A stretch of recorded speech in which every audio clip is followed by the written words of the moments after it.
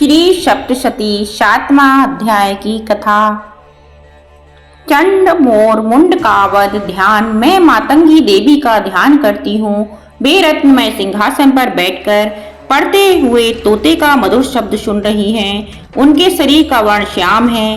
वे अपने एक पैर कमल पर रखे हुए हैं और मस्तक पर अर्धचंद्र धारण करती हैं तथा पहाड़ पुष्पों की माला धारण किए बीड़ा बजाती हैं। उनके अंगों में कसी हुई चोली शोभा दा रही है। लाल रंग की साड़ी पहने हाथ में शंख में पात लिए हुए हैं। उनका बदन पर मधु का हल्का हल्का प्रभाव जान पड़ता है और ललाट में मेहंदी शोभा दे रही है। ऋषि कहते हैं, तदंतर शुंभ की आज्ञा पाकर वे चंडमुंड आदि दैत्य चतुरंगी सेना के साथ अस्त्रों से सुशोभित हो चल दिए। फिर गिरिराज हिमालय के स्वर्णमय ऊंचे शिखर पर पहुंचकर उन्होंने सिंह पर बैठी देवी को देखा। वे मंद मंद मुस्कुरा रही थी। उन्हें देखकर दैत्य लोग तत्परता से पकड़ने का उद्योग करने लगे। किसी ने धनुष तान लिया, किसी ने तलवार संभाली और कुछ लोग देवी के पास आकर खड़े हो गए। तब अंबिका ने उन शत्रुओं के प्रति बड़ा क्रोध किया। उस समय क्रोध के कारण उनका मुख काला पड़ गया, ललाट में भौहें टेढ़ी हो गईं और वहां से तुरंत विकराल मुखी काली प्रकट हुई जो तलवार और पाश लिए हुए थी। वे विचित्र खड़ग बांग धारण किए और चीते के चर्म की साड़ी पहने नरमुंडों की माला से विभूषित थी। उनके शरीर का मांस सूख गया था, केवल हड्डियों का ढांचा था जिससे भी अत्यंत भयंकर जान पड़ती थी। उनका मुख बहुत विशाल था। जीभ लपल पाने के कारण वे और भी डरावनी प्रतीत होती थीं। उनकी आंखें भीतर की धसी हुई और कुछ लाल थीं। वे अपनी भयंकर गर्जना से संपूर्ण दिशाओं को गुजार रही थीं। बड़े बड़े दैत्यों का वध करती हुई वे कालिका देवी बड़े वेग से दैत्यों की उस सेना पर टूट पड़ी, उन सबको भक्षण करने लगी। वे पाशप्रचक अंकुशधारी महावर्ती योद्धाओं और घंटा सहित कितने ही हाथियों को एक एक ही हाथ से पकड़कर मुंह में डाल लेती थी।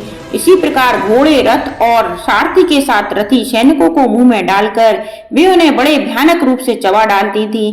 किसी के बाल पकड़ लेती, किसी का गला दबा देती, किसी को पैर से कुचल डालती और किसी की छाती के धक्के से गिराकर मार डालती थी। वे असुरों के छोड़े हुए बड़े बड़े अस्त्र शस्त्र मुंह से पकड़ लेती और रोष में भरकर उनको दांतों से पीस कर डालती। काली ने बलवान एवं दुरात्मा दैत्यों की वह सारी सेना रोन डाली, खा डाली और कितनों को मार भगाया। कोई तलवार के घाट उतारे गए, कोई खटाक बांग से पीटे गए और कितने ही असुर दांतों के अग्रभाव से कुचले जाकर मृत्यु को प्राप्त हुए। इस प्रकार देवी ने असुरों की सारी सेना को क्षण भर में मार गिराया। यह देख चंड उन अत्यंत भयानक काली देवी की ओर दौड़ा तथा महादेव मुंड ने भी अत्यंत भयंकर बाणों की वर्षा से तथा हजारों बार चलाए हुए चक्रों से उन भयानक नेत्रों वाली देवी को आच्छादित कर दिया।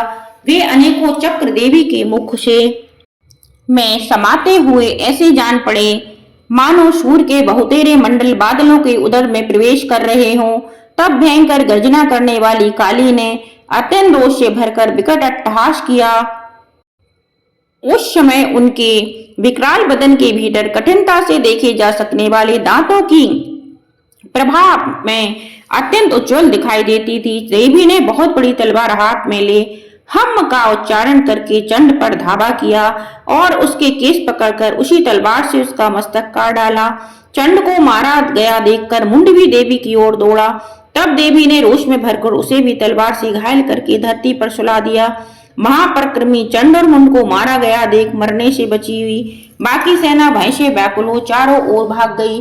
तदंतर काली ने चंड और मुंड का मस्तक हाथ में ले चंडिका के पास जाकर प्रचंड अट्टहास करते हुए कहा, देवी, मैंने चंड और मुंड नामक इन दो महापशुओं को तुम्हें भेंट किया है। अब युद्ध यज्ञ में तुम शुंभ और निशुंभ का स्वयं ही वध करना।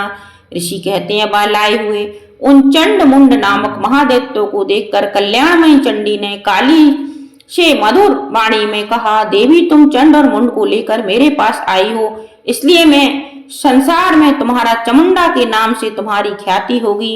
इस प्रकार मार्कंडेय पुराण में सर्वाणिक मनवंतर की कथा के अंतर्गत देवी महात्म्य में चंड मुंड वध नामक 7वां अध्याय पूरा हुआ। बोलो महाकाली माँ दुर्गा माता की जय हो, जय हो, जय हो।